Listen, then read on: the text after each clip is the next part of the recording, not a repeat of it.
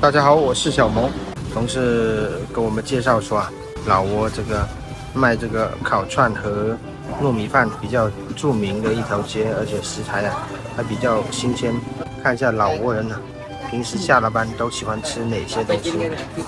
这是我们的同事，他买的是糯米饭。你看哦，还有这个酸肉和烤香肠，在这边。他们先烤好放在这里，大家如果喜欢吃什么就可以自己挑选。因为担心会凉，你们可以让他们去里面用火再加热烤一下。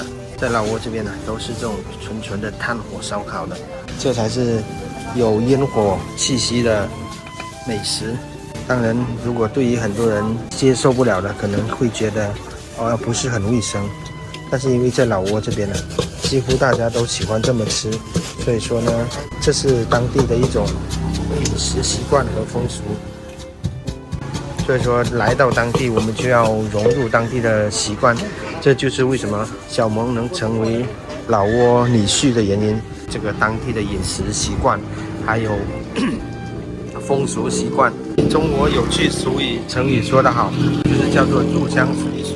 尊重当地人的文化习俗和饮食习惯，这样我们才可以更好的融入当地。老挝人喜欢吃这种咸菜，他们一般都是用这种白咸菜来腌制。这个应该在国内也有，就是拿这个葱花、韭菜拿来腌制，可能只是做法不一样，但是饮食习惯是大差不差的。这个呢，就是老挝最有名的烤活飞鱼以及烤这个鲶鱼。今天的话，小萌正好也是跟着他们一过来，我買了2串這個烤肉。細桶呢，那個เอาข้าวเหนียวเอา10,000ไร่ก็เอา10,000。我正好买了这个2串这个1串烤雞和2串烤肉，以及1萬老幣的這個糯米飯，4.5萬是相當於人民幣14塊錢。買完糯米飯呢，現在就過來這邊買這飲料。現在啊，中国的很多品牌都已经开到东南亚了，在当地生意巨火。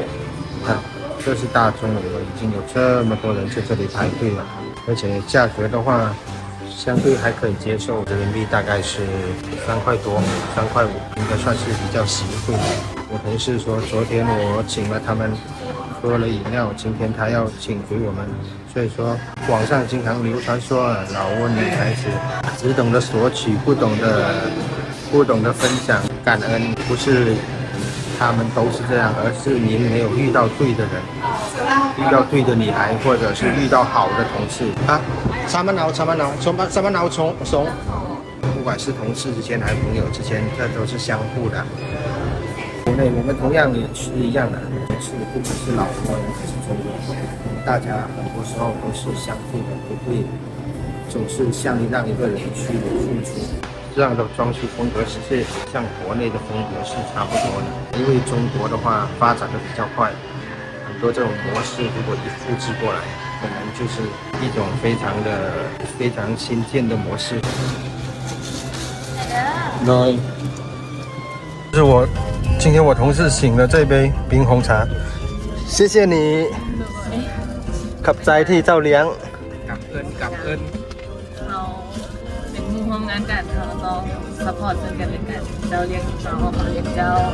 对，你看我同事说了，心意这个东西是相互的，平时你也有请我，但是今天有机会我也要请你回去，就是我们说的礼尚往来才能长久，不管是朋友还是同事。好了，今天的视频就到这里，大家如果喜欢我的视频，就点个支持和加关注，我们下期再见，拜拜，谢谢。